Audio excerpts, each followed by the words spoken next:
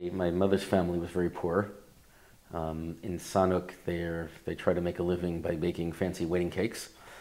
And apparently, according to all those who have told me, there was not there was not a great market for fancy wedding cakes from the other poor Jews that lived in Sanuk. So they kind of scraped a living. I think some of my grandmother's brothers were kind of snake oil salesmen. They had the gift of gab, so they would go around and try to medicine shows and so on. That's my illustrious history. My mother's father, when they moved to Berlin, I don't know if this is interesting to you, but made his living selling coats. But he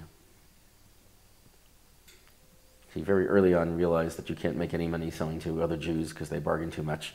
So he went out to the countryside and sold to non-Jews and made a very nice living and had enough money. That's why they were able to escape. They had enough money that he could escape.